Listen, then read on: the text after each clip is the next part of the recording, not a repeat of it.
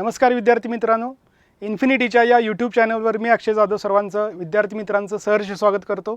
तर आजच्या या व्हिडिओचा जो टॉपिक आहे, तर जो नवीन पॅटर्ननुसार एक पेपर झालेला आहे आपला MPSC प्रीचा, जो फर्स्ट टाइमच झाला होता, ज्यामध्ये सिलेबस पूर्णपणे चेंज करण्यात आला होता आणि पूर्ण नॉन टेक्निकल सब्जेक्ट इंट्रोड्यूस केले होते। तर त्या पेपरचा आज आपण डिटेल ॲनालिसिस बघणार आहोत की कोणत्या सब्जेक्टचे किती क्वेश्चन्स आले होते आणि त्याचबरोबर त्या सब्जेक्टमधून ते क्वेश्चन्स कोणत्या टॉपिकवर आले होते। तर ह्या सेशनचा नक्कीच तुम्हाला जी काय नवीन आता ॲड आलेली आहे 2022ची, तर ही 2022ची जी ॲड आहे जी जवळपास 378 पोस्टसाठी आहे आणि ज्याची एक्झाम 17 डिसेंबर रोजी होणार आहे। तर ह्या एक्झामसाठी तुम्ही जर प्रिपरेशन करत असाल तर नक्कीच या व्हिडिओचा तुम्हाला फायदा होईल की नक्की एक्झॅक्टली कोणते कोणते टॉपिक्स करायला पाहिजेत, कोणत्या कोणत्या टॉपिक्सवर क्वेश्चन्स विचारले जाऊ शकतात आणि कशा पद्धतीने अभ्यास आपला सुरू केला पाहिजे, ह्यासाठी हा व्हिडिओ खूप महत्त्वाचा असणार आहे। तर 102 जागा ज्या आहेत, ह्या 102 जागा पूर्णपणे सिव्हिल इंजिनिअरिंगसाठी ह्या 102 जागा WRD डिपार्टमेंटमध्ये EE2च्या आलेल्या आहेत। अँड इलेक्ट्रिकल आणि मेकॅनिकल असे कंबाईन जर कोर्स कुणाचा झाला असेल तर अशा विद्यार्थी मित्रांसाठी 49 म्हणजेच 49 जी आहेत ही जागा ह्या EE2च्याच परत WRDमध्ये आलेल्या आहेत। तर ही जी एक्झाम आहे Maharashtra gazetted technical services preliminary examination 2021, तर ह्या एक्झामचं ॲनालिसिस आपण बघणार आहोत, सब्जेक्ट वाईज बघणार आहोत पूर्णपणे, म्हणजे जे काय सब्जेक्ट्स आपल्या सिलेबसमध्ये दिलेले आहेत ते subject wise topic wise detail analysis आपण इथं बघणार आहोत। तर स्टार्ट करूया आपल्या पहिल्या सब्जेक्टपासून। मराठीचं जर बघितलं तुम्ही, मराठी व्याकरणवर 15 क्वेश्चन्स आलेले आहेत। तर ह्या 15 क्वेश्चन्सपैकी जर तुम्ही टॉपिक्स बघितले कोणत्या कोणत्या टॉपिक्सवर आलेले आहेत, तर त्यामध्ये बघा क्रियाविशेषण अव्यय, जे आपण वेगवेगळ्या टाईपची क्रियाविशेषण अव्यय बघतो त्याच्यावर क्वेश्चन आलेला होता, ते आयडेंटिफाय करण्याशी रिलेटेड। वर्णमालावर क्वेश्चन आलेला आहे। त्यानंतर शुद्ध शब्द ओळखा असा एक क्वेश्चन आलेला आहे, म्हणजेच 3 शब्द त्यातले काही अशुद्ध असतील आणि 1 शुद्ध असतील, किंवा तुम्हाला 4 मधले 2 शुद्ध देतील आणि कोणकोणत्या अशा पद्धतीचे क्वेश्चन्स विचारू शकतात। समासच्या वेगवेगळ्या टाईप्सवर क्वेश्चन्स तुम्हाला आलेले आहेत। त्याचबरोबर उतार्यावर बघा, आता 1 2 3 4 5 जवळपास 5 क्वेश्चन्स हे तुम्हाला उतार्यावर पॅसेजवर डायरेक्टली ॲज इट इज बघायला मिळतील। तर यासाठी सुद्धा आपण बघूच की उतार्यासाठी काय एक्झॅक्टली केलं पाहिजे, पुढे बघणार आहोत। परत समासवर आणखी एक क्वेश्चन आहे। वाक्यांचे प्रकारवर जर तुम्हाला बघितलं तर 2 प्रकार दिलेले आहेत, मिश्र वाक्य असेल, केवल वाक्य असेल, अशा टाईपचे क्वेश्चन्स तुम्हाला आयडेंटिफाय करण्यासाठी क्वेश्चन्स आलेले आहेत। शब्दयोग्य अव्यय, म्हणजे जसं क्रियाविशेषण अव्यय तसं शब्दयोग्य अव्ययावर पण क्वेश्चन आहे। परत वाक्यांच्या प्रकारावर आणखी एक क्वेश्चन आहे आणि शब्दसिद्धीवर। तर इतक्या टॉपिक्सवर तुम्हाला क्वेश्चन जे आहेत हे क्वेश्चन्स ह्या मराठी सब्जेक्टमधून आलेले आहेत। त्यानुसार तुम्ही तुमच्या अभ्यासाचं जे प्लॅनिंग आहे सुरुवातीला इनिशियल स्टेजला, हे तुम्ही अशा पद्धतीने करू शकतो। सगळ्यात महत्त्वाचं काय यामध्ये की तुमचा पॅसेज जो आहे 5 क्वेश्चन्स म्हणजे जवळपास 10 मार्क्स जे आहेत ते तुम्हाला वाटतं की हे उतार्यावर मिळणार आहेत। मग बऱ्याच जणांना असं हे असतं की उतारा काय समोरच दिलेला असतो, तिथंच उत्तर असतं, बट ते रीड करणं असेल, ते कमीत कमी टाईममध्ये उतारा समजून घेणं असेल, प्रश्न समजून घेणं असेल आणि त्याचे करेक्ट आन्सर देणं, ह्यासाठी तुम्हाला तशी रीडिंगची प्रॅक्टिस असणं गरजेचं आहे। समोर जरी आन्सर असेल तरी सुद्धा ते कमीत कमी टाईममध्ये तुम्हाला हे शोधता आलं पाहिजे आन्सर। त्याचनुसार इंग्लिश ग्रामरशी रिलेटेड सुद्धा 15 क्वेश्चन्स तुम्हाला ह्या क्वेश्चन पेपरमध्ये बघायला मिळतील। मग तुम्हाला अगदी सुरुवातीपासून बघायचं झालं तर स्पेलिंग जे आहेत वेगवेगळे 4 ऑप्शन दिले जातात, 3 इनकरेक्ट स्पेलिंग दिलेले असतात, एक कुठलं तर त्यापैकी करेक्ट असतं, तर स्पेलिंगशी रिलेटेड आहेत। त्यानंतर तुम्हाला एक वाक्य स्टेटमेंट दिलेले असते आणि मध्ये एक मिसिंग प्लेस ठेवलेले असते आणि तिथं तुम्हाला 4 ऑप्शनपैकी कुठला ऑप्शन तिथं मॅच होतो, म्हणजेच 1 वर्ड सबस्टिट्यूशन असे क्वेश्चन्स आहेत। वर्बवर क्वेश्चन्स विचारलेले आहेत। परत तुम्हाला जे काही सेंटेन्स जसे मराठीमध्ये विचारले होते सेम तसंच कंपाऊंड असेल, कॉम्प्लेक्स असेल, सिंपल असेल, हे आयडेंटिफिकेशनवर क्वेश्चन विचारलेले आहेत तुम्हाला। आर्टिकल्स कोणते यूज करायला पाहिजेत अशा टाईपचे क्वेश्चन्स तुम्हाला विचारू शकतात। त्याचबरोबर तिथं 5 क्वेश्चन्स होते, इथं तुम्हाला जवळपास 1 2 3 4 क्वेश्चन्स हे पॅसेजवर, म्हणजे जसं मराठीच्या उतारायची तुम्हाला प्रॅक्टिस करायची आहे सिमिलरली तसेच इंग्लिशची सुद्धा तुम्हाला करायची आहे। मग एक दिवस मराठी करा, एक दिवस इंग्लिश करा, किंवा तुम्हाला आणखी जास्त वेळ मिळत असेल, तुमचा थोड्या प्रमाणात अभ्यास ऑलरेडी तुम्ही खूप आधी सुरू केला असेल, तर रोज एक मराठीचा उतारा आणि रोज एक इंग्लिशचा पॅसेज, अशा पद्धतीने तुम्ही प्रॅक्टिस आजपासूनच स्टार्ट केली पाहिजे। त्यानंतर अल्टरनेटिव्ह दिलेले असतात वेगवेगळ्या, आणि त्यापैकी त्या मिसिंग प्लेसमध्ये कुठलं जास्तीत जास्त सुटेबल होऊ शकतं अशा टाईपचे क्वेश्चन्स तुम्हाला विचारतात। क्वेश्चन टॅग म्हणजे ग्रामरवर क्वेश्चन तुम्हाला विचारलेला आहे, क्वेश्चन टॅग कोणता बरोबर आहे, एक स्टेटमेंट दिली जाते आणि त्यामध्ये 4 ऑप्शनपैकी कुठला क्वेश्चन टॅग सुटेबल आहे असं विचारतात। वर्बवर क्वेश्चन्स विचारतील। परत 1 वर्ड सबस्टिट्यूशनवर क्वेश्चन विचारलेला आहे। प्रिपोजिशनवर क्वेश्चन विचारलेला आहे तुम्हाला आणि सिनॉनिमवर क्वेश्चन विचारलं. तर असे हे इंग्लिशचे परत 15 क्वेश्चन्स तुम्हाला बघायला मिळतील. तर त्यानुसार हे जे टॉपिक्स आहे ते टॉपिक्स इम्पॉर्टंट आहे. याच्यावरून तुम्हाला आता इंग्लिशचा अभ्यास करायचा आहे तर कुठून अभ्यास सुरुवात करायला पाहिजे, तर सगळ्यात पहिल्यांदा हे कव्हर करा. यावर क्वेश्चन जे आहे ते अशा टाईपचे क्वेश्चनची प्रॅक्टिस जास्तीत जास्त करा. त्यानंतर जे आहेत हे पॉलिटीचे 10 क्वेश्चन्स विचारले गेले होते. तर पॉलिटीमध्ये सर्वसाधारणपणे जर क्वेश्चन बघितला तुम्ही तर राज्यघटनेचे वैशिष्ट्यांवर तुम्हाला माहीत असणं गरजेचं आहे, त्यावर क्वेश्चन्स विचारलेले आहेत. त्यानंतर मूलभूत कर्तव्य कुठले आहेत त्याच्याशी रिलेटेड क्वेश्चन्स तुम्हाला विचारलेले आहेत. वित्त आयोगावर विचारलेले आहेत. संसदशी रिलेटेड क्वेश्चन्स तुम्हाला बघायला मिळतील. घटना दुरुस्तीचे जे वेगवेगळे कायदे आहेत त्याच्याशी रिलेटेड तुम्हाला क्वेश्चन्स बघायला मिळतील. राष्ट्रपती असेल, संसद असेल, परत मूलभूत कर्तव्य आणि पंचायत राज. तर हे असे इम्पॉर्टंट टॉपिक्स तुम्हाला पॉलिटीवर क्वेश्चन जे आहेत ते क्वेश्चन्स आले होते. जवळपास टोटल 10 क्वेश्चन जे आहेत ते पॉलिटी या सब्जेक्टवर आलेले होते. तर पॉलिटीसुद्धा जर इंग्लिश मराठी बघितल्यानंतर 10 क्वेश्चनचा चांगला एक वेटेजचा एक सब्जेक्ट तुम्हाला इथं बघायला मिळत आहे. त्यानंतर सायन्स आणि टेक्नॉलॉजीमध्ये जर बायफर्गेशन करायचं झालं सायन्समध्ये आणि परत टेक्नॉलॉजीमध्ये, तर सायन्समध्ये जे फिजिक्स आणि केमिस्ट्रीशी रिलेटेड तुम्हाला पार्ट दिलेला आहे तर जवळपास फिजिक्सवर 3 आणि केमिस्ट्रीवर 3 असे क्वेश्चन्स तुम्हाला बघायला मिळतील सर्वसाधारणपणे. मग त्यामध्ये तुम्हाला रेजिस्टन्सशी रिलेटेड जे पॅरल कॉम्बिनेशन असतं, सिरीज कॉम्बिनेशन असतं, तर सिरीज कॉम्बिनेशनशी रिलेटेड एक क्वेश्चन आलेला होता तुम्हाला. वेव्ज वेगवेगळे असतात, साऊंड वेव्ज असतील तुमच्या, त्यामध्ये ट्रान्सवर्स असतील, लॉन्जिट्युडनल असतील, तर साऊंड वेव्हवर तुम्हाला क्वेश्चन परत फिजिक्समधून आलेला होता. त्यानंतर लेन्स दिलेल्या होत्या तुम्हाला वेगवेगळ्या आणि त्या लेन्सची फोकल लेंथ दिलेली होती आणि त्यानुसार त्याची पॉवर काय आहे अशा टाईपचं एक न्यूमेरिकल एक्झाम्पल आलेलं होतं. आणि केमिस्ट्रीमध्ये परमनंट हार्डनेस रिमूव्ह करण्यासाठी काय यूज केलं पाहिजे असा एक क्वेश्चन होता. एक तुम्हाला काहीतरी कोणतंही कंपाऊंड देतील आणि त्याची डायपोल मुवमेंट तुम्हाला कॅल्क्युलेट करायला सांगतील, डायपोल मुवमेंटशी रिलेटेड होता. आणि एक सेट दिला होता तुम्हाला, वेगवेगळ्या नंबरचा सेट दिला होता आणि त्यापैकी क्वांटम नंबरचा सेट कोणता आहे आयडेंटिफाय करा. असे क्वेश्चन्स तुम्हाला ह्या फिजिक्स आणि केमिस्ट्रीवरून बघायला मिळतील. तर जवळपास 6 जे क्वेश्चन्स आहेत हे फिजिक्स प्लस केमिस्ट्रीला तुम्हाला 6 क्वेश्चन्स इथं बघायला मिळतील. आणि त्यामधला जो सेकंड पार्ट होता टेक्नॉलॉजीशी रिलेटेड, ज्यामध्ये आपण प्रामुख्याने रिमोट सेन्सिंग असेल, एरियल फोटोग्राफी असेल, त्यावरचे जर क्वेश्चन्स बघितले तुम्ही तर त्यामध्ये मग तुम्हाला जिओ स्टेशनरी सॅटेलाईटशी रिलेटेड क्वेश्चन विचारलेला होता. एरियल फोटोग्राफी ॲडजस्टंट असतील तर त्याला काय म्हणतात असा क्वेश्चन आलेला होता. त्यानंतर वेक्टर आणि रास्टर डेटाशी रिलेटेड 4 स्टेटमेंट दिल्या होत्या आणि त्यापैकी करेक्ट विचारली होती. HTMLचा रॉंग फॉर्म तुम्हाला विचारलेला होता. म्हणजे जे काय टेक्नॉलॉजीशी रिलेटेड जे काय लॉंग फॉर्म आहेत, म्हणजे शॉर्ट फॉर्म आणि लॉंग फॉर्मचा जो टेबल आहे तुम्हाला माहीत असणं गरजेचं आहे. त्यावर बघा 2 क्वेश्चन आलेले आहेत, एक HTMLचा आलेला आणि ASCIIचा एक क्वेश्चन आलेला आहे. त्याचबरोबर इलेक्ट्रॉनिक कॉमर्सशी रिलेटेड ह्या जे काय आहे त्याच्याशी रिलेटेड क्वेश्चन होता. आणि सायबर बुलिंग काय असतं डायरेक्टली अशा टाईपचे क्वेश्चन्स तुम्हाला हे टेक्नॉलॉजी म्हणजेच रिमोट अँड सेन्सिंग असेल किंवा कम्युनिकेशन असेल त्याच्याशी रिलेटेड, फोटोग्रामेट्री असेल त्याच्याशी रिलेटेड तुम्हाला हे क्वेश्चन्स इथं बघायला मिळतील. जवळपास 7 क्वेश्चन, म्हणजे फिजिक्सचे आणि केमिस्ट्रीचे मिळून 6 क्वेश्चन्स आणि टेक्नॉलॉजीचे 7 क्वेश्चन, तर असे 13 क्वेश्चन्स तुम्हाला या सब्जेक्टमधून बघायला मिळतील. त्यानुसार तुम्ही तुमचं जे काय स्टडीचा प्लॅन आहे या वेटेजचा फायदा कशासाठी करून घ्या. तुमचा जो आत्ताचा पेपर असेल त्याच्यामध्ये सुद्धा सर्वसाधारणपणे अशाच पद्धतीचं वेटेज असण्याचे चान्सेस आहेत. त्यानुसार तुम्ही कुठल्या सब्जेक्टला किती इम्पॉर्टन्स दिला पाहिजे, तुमचा कुठला फेवरेट सब्जेक्ट आहे पण त्याचे क्वेश्चन्स येतात की नाहीत, मग नसेल तर दुसरा कुठला सब्जेक्ट आहे ज्याच्यावर जास्तीत जास्त क्वेश्चन विचारलेले आहेत, कुठले टॉपिक्स आहेत, याच्यासाठी तुम्हाला हे जे आहे हे ॲनालिसिस महत्त्वाचं आहे.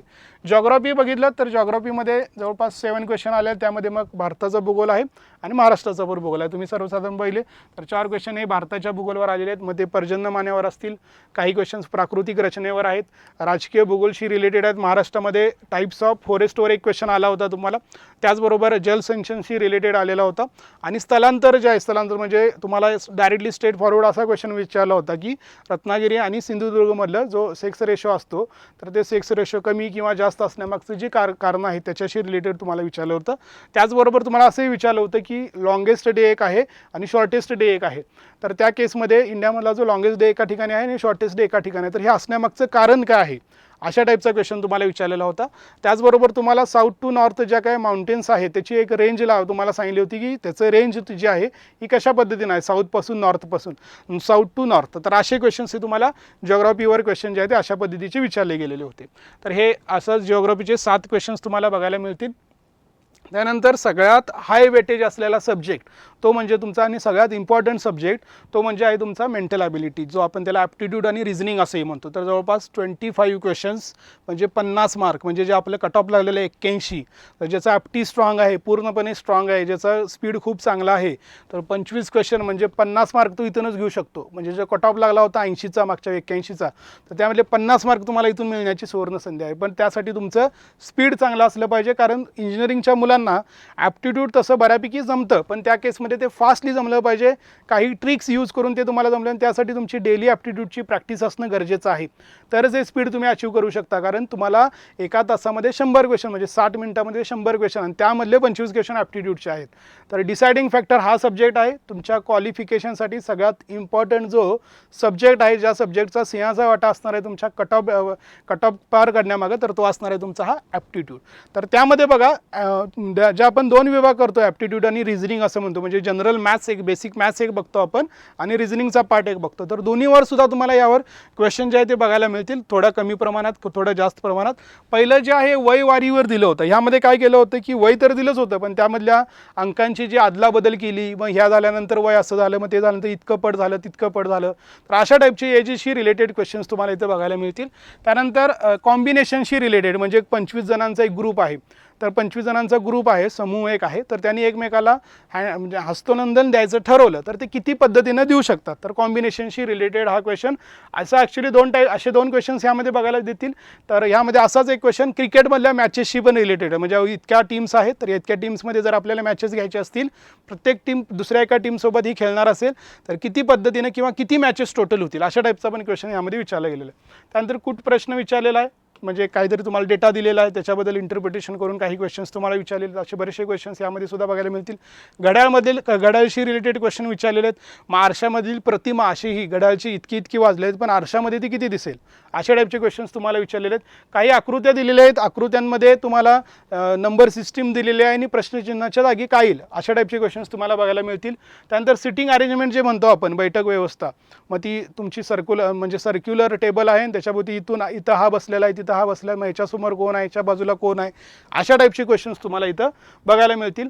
समान संबंधशी रिलेटेड, म्हणजे ह्याला हे म्हणतात त्याला ते म्हणतात, अशा टाईपचे काही क्वेश्चन्स तुम्हाला इथं बघायला मिळतील. कॅलेंडर, ह्या दिवसाला हा वार होता, तर त्या दिवसाला काय असेल, अशा टाईपचे क्वेश्चन्स तुम्हाला बघायला मिळतील. त्यानंतर विधान व निक्षर, म्हणजे तुम्हाला काही विधानं दिले आहेत, त्यावरून कन्क्लुजन, म्हणजे स्टेटमेंट काय दिलेले आहेत आणि त्यावरून तुम्हाला काही कन्क्लुजन सुद्धा विचारलेले आहेत. परत कॅलेंडरवर क्वेश्चन विचारलेला आहे तुम्हाला, जसं मगाशी मी तुम्हाला सांगितले की वार आणि दिनांक याच्याशी रिलेटेड, कॅलेंडरशी रिलेटेड तुम्हाला क्वेश्चन जे आहे ते विचारले. सिरीजशी रिलेटेड संख्या मालिका तुम्हाला विचारलेले आहेत. त्यानंतर समान संबंध परत क्वेश्चन आलेले आहेत. नातेसंबंध, हे नातेसंबंध म्हणजे जे आपण त्याला ब्लड रिलेशन म्हणतो, की याचा भाऊ हा आहे, याची मुलगी ही आहे, अशा टाईपचे जे क्वेश्चन्स आहेत, मग ह्याचा हा कोण, अशा टाईपचे क्वेश्चन जे आहेत, अशा टाईपचे क्वेश्चनची प्रॅक्टिस करा, त्यावर सुद्धा तुम्हाला क्वेश्चन विचारलेले आहेत. त्यानंतर क्वेश्चन विचारलेले आहेत तुम्हाला रेल्वे, म्हणजे डिस्टन्स आणि स्पीड. तर हे तर अगदी आपल्याला इंजिनिअरिंगच्या मुलांना खूप आवडता सब्जेक्ट असतो, की स्पीड जे आहे, डिस्टन्स आणि टाईम याचा जो फॉर्म्युला आहे, पण असं सिम्पल नाही देत. मग एक ट्रेन ह्या डायरेक्शनमध्ये चाललेली आहे, एक ट्रेन ह्या डायरेक्शनमध्ये चाललेली आहे, तर ती किती डिस्टन्स नंतर एकमेकाला मिळतील, किती टाईम नंतर त्या एकमेकाला मिळतील. किंवा एक पोल आहे, एक पोल तो पूर्णपणे त्याला पास करण्यासाठी किती टाईम लागेल, किंवा एक ट्रेन आहे ती दुसऱ्या ट्रेनला पास करण्यासाठी किती टाईम लागेल, मग ती एकाच डायरेक्शनमध्ये असतील किंवा अपोजिट डायरेक्शनमध्ये असतील, अशा टाईपचे क्वेश्चन्स तुम्हाला यावर रेल्वेवर, म्हणजेच जे डिस्टन्स आणि स्पीड आपण त्यावर विचारलेले गेलेले आहेत. काळ, काम, वेग, म्हणजेच जे आपलं टाईम आणि वर्क म्हणतो मोस्टली, तर पर्टिक्युलर एक पर्सन आहे ए, त्याला हे पर्टिक्युलर काम करण्यासाठी लागतात इतके दिवस. पर्टिक्युलर पर्सन आहे बी, त्याला एक काम करायला इतके दिवस लागतात. तर दोघांनी मिळून काय केलं, दोघांनी मिळून जर एक वर्क केलं तर किती वेळ लागेल, अशा टाईपचे क्वेश्चन्स. किंवा तिघंजण काम करत होते, त्यातला एकटा इतक्या दिवसानंतर सोडून गेला, मग तिघांनी केलं असतं तर इतका वेळ लागत होता, मग आता दोघांनी करायचं असेल तर किती दिवस लागतील, अशा टाईपचे क्वेश्चन्स तुम्हालाही विचारू शकतात काळ, काम, वेगवर.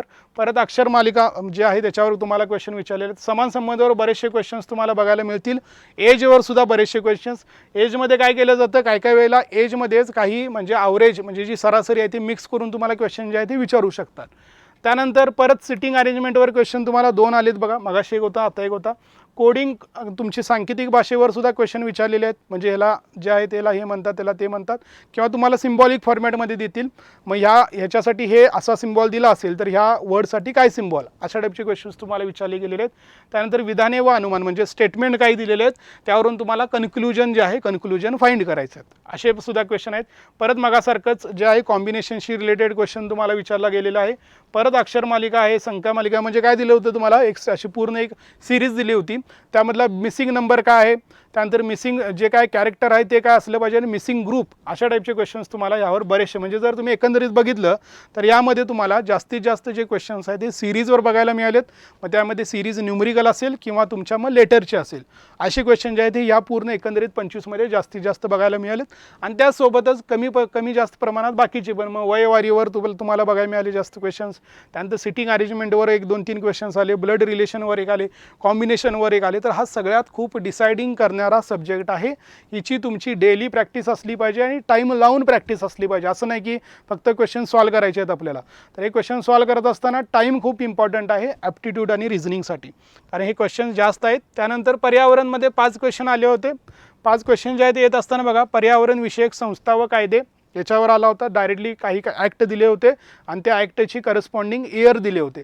याचं तुम्हाला मॅच द पेअर करायचं होतं. तर मग इन्व्हायरमेंटशी रिलेटेड जे काय ॲक्ट्स आहेत हे सगळे ॲक्ट्स तुम्हाला माहीत पाहिजे. प्रत्येक ॲक्टमध्ये कशाबद्दलची इन्फॉर्मेशन दिलेली आहे सर्वसाधारण हे माहीत पाहिजे आणि त्या ॲक्टचं इयरसुद्धा माहीत पाहिजे तुम्हाला. तर अशा टाईपचे क्वेश्चन्स तुम्हाला आले आहेत.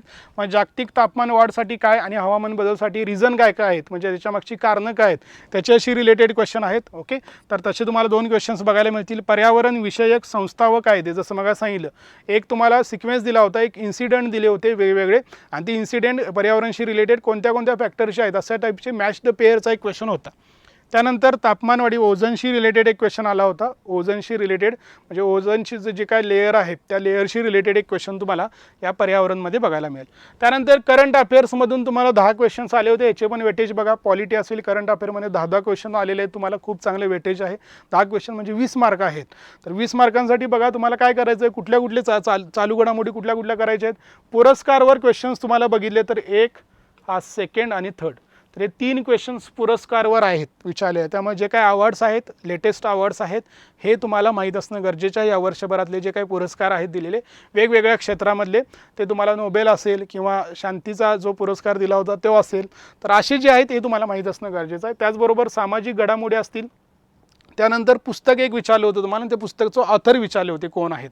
तर ते पुस्तक आणि ऑथर जे सध्याचे जे आता चर्चेतील जे काही पुस्तकं आहेत या वर्षभरातील आणि त्याचे ऑथर आहेत कोण हे तुम्हाला माहीत असणं गरजेचं आहे. त्याचबरोबर राजकीय घडामोडी काय सुरू आहेत सध्या, त्यामध्ये तुमचे लोकसभेमधले काही बदल्स असतील, विधानसभेमधले काही बदल्स असतील, त्याच्याशी रिलेटेड जे काय तुम्हाला आता सध्या करंट जे काय सध्या सुरू आहे हे माहीत असणं गरजेचं आहे.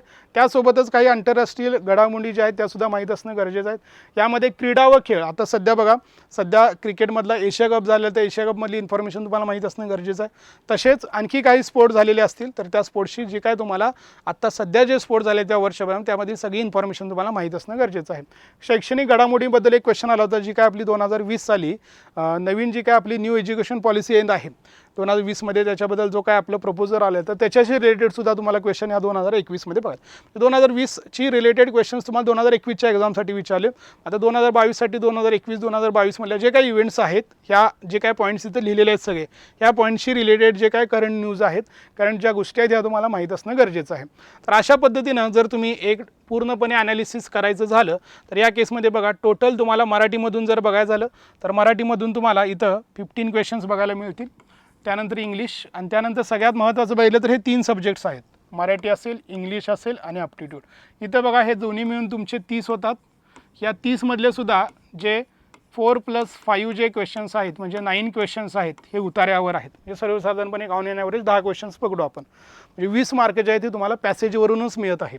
त्यानंतर मग पॉलिटीचे 10 क्वेश्चन्स आहेत. सायन्स आणि टेक्नॉलॉजी मिळून हे असे 13 आहेत, म्हणजे 6 क्वेश्चन्स तुमचे फिजिक्स केमिस्ट्रीला होते आणि 7 क्वेश्चन टेक्नॉलॉजीला. जिओग्राफीवर परत तुमचे 4+3 म्हणजे काही भारतीय भूगोलवर आणि काही महाराष्ट्राच्या भूगोलवर असे क्वेश्चन्स तुम्हाला दोन्ही विचारतील. आणि ह्यामध्ये 25मध्ये तुम्हाला परत ॲप्टिट्यूड आणि रिझनिंग असे मिळून हे 25 क्वेश्चन्स आहेत. आणि पर्यावरणाचे 5 आणि त्यानंतर करंट अफेअरचे 3. तर हे वेटेज आहे. सहजा MPSCचे आहे, आपलं वेटेज शक्यतो बदलत नाही. तुम्ही जर 2017, 18, 19 आणि 20 जो काय पॅटर्न होता आणि त्याचं जर वेटेज बघितलं तर सर्वसाधारणपणे तसंच होतं. प्लस मायनस 1-2 होऊ शकतं, पण जास्त वेटेजमध्ये चेंजेस करत नाही MPSC. 2017 पासून 2020पर्यंत जर तुम्ही बघितलं तिथंसुद्धा वेटेज फिक्स होतं आणि तशा पद्धतीनं क्वेश्चन्स येत होते. तर MPSC मेन्सचा सुद्धा जर तुम्ही पेपरचं वेटेज पाहिलं सब्जेक्ट वाईज फिक्स राहिलेलं आहे. त्यामुळे सर्वसाधारणपणे हे असंच वेटेज असण्याचे जास्त चान्सेस आहेत पुढच्या येणाऱ्या परीक्षेसाठी. तर त्यानुसार ह्या वेटेजनुसार तुमचा एक प्लॅन तयार करा. यातले आपले फेवरेट सब्जेक्ट्स कुठले आहेत आणि त्याला वेटेज आहे का हे सुद्धा महत्त्वाचं नाही. तर कुणाचा तर इन्व्हायरमेंट फेवरेट असू शकतो आणि तोच इन्व्हायरमेंट मी खूप वेळ केला तर त्यातून क्वेश्चन किती येणार आहेत, 5 येणार आहेत. त्यामुळे असं करू नका. ह्या वेटेज आणि प्लस आपली आवड यानुसार सुरुवात करा. म्हणजेच एक आवडीचा विषय घ्या, वेटेज त्याचं कमी असू दे नसू दे, आणि एक तुम्हाला वेटेज जास्त असलेला सब्जेक्ट घ्या. सायमल्टेनियसली असा अभ्यासाला सुरुवात करा जेणेकरून हाय वेटेजवाले सब्जेक्ट आहेत हे तर तुमचे 100% कंप्लीट होतील. ओके, जास्तीत जास्त त्याचा तुमची प्रॅक्टिस होऊन जाईल. ठीक आहे. आणि यासाठीच जे 3 मी तुम्हाला महत्त्वाचे सांगितले, इंग्लिश, मराठी आणि ॲप्टिट्यूड, म्हणजे इथून तुमचे 15 क्वेश्चन्स आहेत, इथून तुमचे 15 आहेत आणि इथून जसं सांगितलं मी 25, म्हणजे हे 3 पुस्तकांमधून तुम्हाला या 3 सब्जेक्टचा अभ्यास केला तुम्ही तर 55 क्वेश्चन्स हे कवर होऊ शकतात. तर अशा पद्धतीचं मग सायन्स असेल 13साठी, हे 5साठी आणि हे 10साठी, आणि त्याचबरोबर हे जे आहे ते प्रॅक्टिससाठी क्वेश्चन्स आहेत. आणि जे मगाशी सांगितले मी तुम्हाला की उताराची प्रॅक्टिस असणं गरजेचंच आहे. तर मराठी आणि इंग्लिश दोन्ही उतारे जे आहेत, पॅसेजेस आहेत, त्याची प्रॅक्टिस करण्यासाठी हे बुक आहे. आणि बाकी तुम्हाला पूर्ण अभ्यास झाल्यानंतर किंवा सायमल्टेनियसली तुम्हाला एक एक सब्जेक्ट कंप्लीट जसा होईल तर त्यानुसार तुम्हाला जर प्रॅक्टिस करायची असतील तर MCQ प्रॅक्टिससाठी हे 2 बुक्स आहेत. एक आहे 2600 प्लसचं आणि एक आहे 5500 प्लसचं. तर अशा पद्धतीनं हे तुम्हाला प्रॅक्टिससाठी बुक्स आहेत. आणि तुम्हाला पूर्णच अभ्यासाची सुरुवात डिटेल लेवलवर करायची असेल, तुम्हाला ह्या एक्झाममध्ये तुम्हाला प्री क्वालिफाईज करायचे असेल आणि ह्या जी काय संधी आता आलेली आहे चालून आपल्याजवळ, जी काय नवीन पॅटर्न आता येणार आहे त्याच्या आधीचा हा शेवटचा जो एक्झाम पॅटर्न आहे, तर ही संधी जी आहे संधीच तुम्हाला शोधून करायचं. नक्कीच या बॅचचा तुम्हाला फायदा होईल. 7 ऑक्टोबरपासून ऑनलाईन स्वरूपात, ऑफलाईन स्वरूपात पुण्यामध्ये ही जी बॅच आहे सुरू होत आहे आणि त्याचबरोबर नागपूरला 6 तारखेला आणि नाशिकला 10 तारखेला अशा पद्धतीने ह्या बॅचेस सुरू झालेल्या आहेत. याच्या ॲडमिशन जे आहे ते ॲडमिशन ओपन आहेत. तर यामध्ये जे आहे ॲप जी मी तुम्हाला ऑनलाईन बॅच सांगितली, ह्या ऑनलाईन बॅचसाठी तुम्हाला हे जे ॲप आहे प्ले स्टोअरवरून इन्फिनिटी अकॅडमी तुम्हाला प्ले स्टोअरमधून हे डाउनलोड करता येईल. आणि त्यामध्ये स्टोअरच्या सेक्शनमध्ये तुम्हाला MPSC प्रीची आपली बॅच जी आहे ती तिथं तुम्ही येऊ शकता. यामध्ये काही अडचण आली तर नक्की आपल्या डिस्क्रिप्शनमध्ये जसं आम्ही प्रत्येक व्हिडिओमध्ये सांगत आहोत तर यामध्ये एक गुगल फॉर्म आपण लिंक तयार केलेली आहे. यामध्ये तुमचा कुठलाही असू दे, म्हणजे बॅचबद्दल असू दे, बुक्सबद्दल असू दे, अभ्यासाच्या प्रिपरेशनबद्दल असू दे, कुठलाही काहीही शंका असेल तर नक्की यामध्ये तुम्ही याच्यावर फॉर्म ही जे काय गुगल फॉर्म आहे हा फिल करा. त्यावेळी टीम आपला कॉल करेन जेव्हा तुमची जी काही समस्या असेल, शंका असेल, कुठल्या सब्जेक्टबद्दल असेल किंवा आणखी काही तुमचे डाऊट्स असतील तर हे डाऊट्स नक्की त्यामध्ये क्लिअर केले जातील. तर अशाच पद्धतीनं आणखी एका व्हिडिओमध्ये आपण नक्की भेटू. व्हिडिओचा हा जो काय हाचा सब्जेक्ट होता नक्कीच तुमच्या अभ्यासाचं प्लॅनिंग करण्यासाठी, सुरुवात करण्यासाठी नक्कीच उपयोगी तुम्हाला होईल. Okay, so thank you so much.